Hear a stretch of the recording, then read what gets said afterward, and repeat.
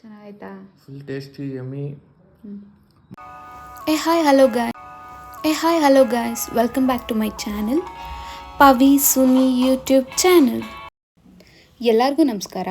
ನಾನಿವತ್ತು easy beginner friendly ಮಾವಿನಕಾಯಿ ಚಿತ್ರಾನ್ನ ಹೇಗೆ ಮಾಡೋದು ಅಂತ ಹೇಳ್ಕೊಡ್ತೀನಿ ಬನ್ನಿ. ಈಗಂತೂ ಮಾವಿನಕಾಯಿ ಸೀಸನ್ ಶುರು ಆಗಿದೆ. ಎಲ್ಲರೂ ಒಂದ್ಸಲಿ ಮಾವಿನಕಾಯಿ ಚಿತ್ರಾನ್ನ ಟ್ರೈ ಮಾಡಿ ನಿಮ್ಮ ಮನೇಲೂ ಕೂಡ. ಈಗ ರೆಸಿಪಿ ಹೇಗೆ ಮಾಡೋದು ಅಂತ ನೋಡೋಣ. ಇಂಗ್ರೀಡಿಯೆಂಟ್ಸ್ ನೋಡೋಣ ಬನ್ನಿ. ಸಾಸಿವೆ, ಜೀರಿಗೆ, ಕಡಲೆಬೇಳೆ, ಉದ್ದಿನಬೇಳೆ, ಕಡಲೆಬೀಜ, ಮೆಣಸಿನ್ಕಾಯಿನ 2 ಸ್ಲೈಸ್ ಆಗಿ ಕಟ್ ಮಾಡ್ಕೊಂಡಿದ್ದೀನಿ, ಒಂದು ಈರುಳ್ಳಿ.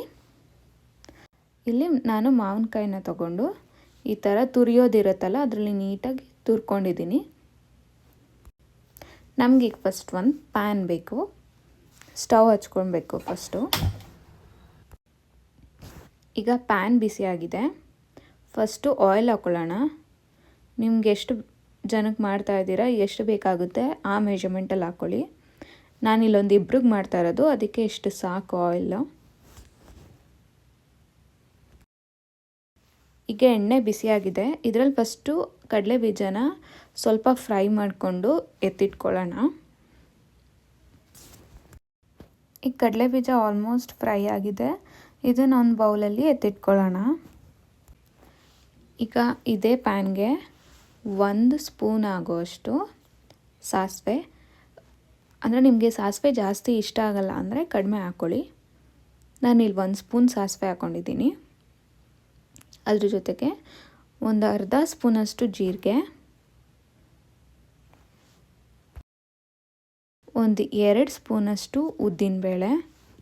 ಸಾಸಿವೆ, ಜೀರಿಗೆ ಇವೆಲ್ಲ ನೀವು ಒಗ್ಗರಣೆಗೆ ಯಾವಾಗ ಹಾಕಬೇಕಾದ್ರೂ ಸ್ವಲ್ಪ ಲೋಯಿಂದ ಮೀಡಿಯಮ್ವರೆಗೂ ಉರಿ ಇಟ್ಕೊಳ್ಳಿ, ಇಲ್ಲಾಂದರೆ ಸೀದೋಗ್ಬಿಡುತ್ತೆ, ಟೇಸ್ಟೇ ಗೊತ್ತಾಗಲ್ಲ.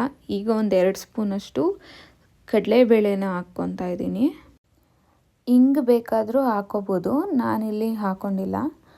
ನಿಮ್ಗೆ ಇಷ್ಟ ಇತ್ತು ಅಂದರೆ ಹಿಂಗೆ ಫ್ಲೇವರ್ ಇಷ್ಟ ಆಗುತ್ತೆ ಅಂದರೆ ಹಿಂಗೂ ಹಾಕ್ಕೊಳ್ಳಿ. ಒಂದು ಸೌಟಲ್ಲಿ ನೀಟಾಗಿ ಫ್ರೈ ಮಾಡ್ಕೊಳ್ಳಿ. ಈಗ ನಾವು ಆವಾಗಲೇ ಕಟ್ ಮಾಡ್ಕೊಂಡಿದ್ವಲ್ಲ ಮೆಣಸಿನ್ಕಾಯಿ 2 ಸ್ಲೈಸಸ್ ಆಗಿ, ಅದನ್ನು ಹಾಕ್ಕೊಳ್ಳೋಣ. ಮೆಣಸಿನ್ಕಾಯಿ ಸ್ವಲ್ಪ ಕಲರ್ ಚೇಂಜ್ ಆಗುತ್ತೆ, ಅಲ್ಲಿವರೆಗೂ ನೀಟಾಗಿ ಫ್ರೈ ಮಾಡ್ಕೊಳ್ಳಿ. ಈ ಪ್ರೋಸೆಸ್ಸಲ್ಲೇ ನೀವು ಬೇಕಾದ್ರೆ ಈರುಳ್ಳಿನ ಆ್ಯಡ್ ಆನ್ ಮಾಡ್ಬೋದು.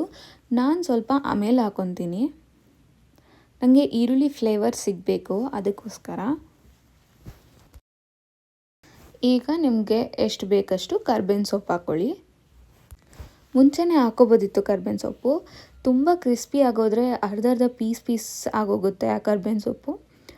ಸೊ ಈ ಪ್ರೋಸೆಸ್ಸಲ್ಲಿ ಹಾಕ್ಕೊಂಡಾಗ ಕ್ರಿಸ್ಪಿನೆಸ್ಸು ಇರುತ್ತೆ ಮತ್ತು ಟೇಸ್ಟು ಚೆನ್ನಾಗಿರುತ್ತೆ ಕರ್ಬೇವಿನ ಸೊಪ್ಪು. ಈಗ ನಿಮಗೆ ಟೇಸ್ಟ್ಗೆ ತಕ್ಕಷ್ಟು ಸಾಲ್ಟ್ ಹಾಕ್ಕೊಳ್ಳಿ. ನಾನಿಲ್ಲಿ 1 ಟೇಬಲ್ ಸ್ಪೂನಷ್ಟು ಸಾಲ್ಟ್ ಹಾಕ್ಕೊತಾ ಇದ್ದೀನಿ. ಈಗ ಇದನ್ನು ಸ್ವಲ್ಪ ನೀಟಾಗಿ ಮಿಕ್ಸ್ ಮಾಡ್ಕೊಳ್ಳೋಣ ಸಾಲ್ಟ್ನ. ನಾವೀಗ ಇದಕ್ಕೆ ಒಂದು ಅರ್ಧ ಸ್ಪೂನಷ್ಟು ಅರಿಶಿಣ ಹಾಕ್ಕೊಳ್ಳೋಣ. ಅರಿಶಿಣ ಒಂಥರ ಕಲರ್ಫುಲ್ಲಾಗೂ ಕಾಣಿಸುತ್ತೆ ಚಿತ್ರಾನ್ನ, ಮತ್ತು ಚಿತ್ರಾನ್ನಕ್ಕೆ ಅರಿಶಿಣ ಕೂಡ ಮೇನ್ ಇಂಗ್ರೀಡಿಯೆಂಟೇ. ಅದನ್ನು ನೀಟಾಗಿ ಮಿಕ್ಸ್ ಮಾಡ್ಕೊಳ್ಳಿ. ಸಾಲ್ಟು ಅರಿಶಿಣ ಎಲ್ಲ ನೀಟಾಗಿ ಮಿಕ್ಸ್ ಆಗಬೇಕು. ಈಗ ಇದಕ್ಕೆ ನಾವು ಆವಾಗಲೇ ಅರ್ಧ ಫ್ರೈ ಮಾಡಿ ತೆಗೆದಿಟ್ಕೊಂಡಿದ್ವಲ್ಲ ಕಡಲೆ ಬೀಜ, ಅದನ್ನು ಹಾಕೋಣ.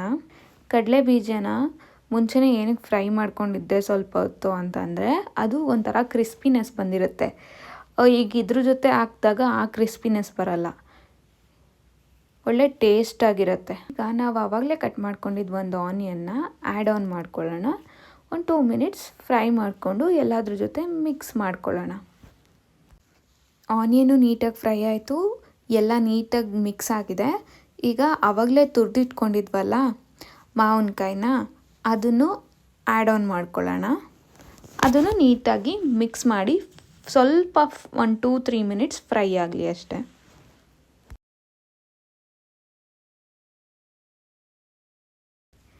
ಈಗ ಮಾವಿನಕಾಯಿ ಚಿತ್ರಾನ್ನದ ಗೊಜ್ಜು ಕಂಪ್ಲೀಟಾಗಿ ರೆಡಿಯಾಗಿದೆ.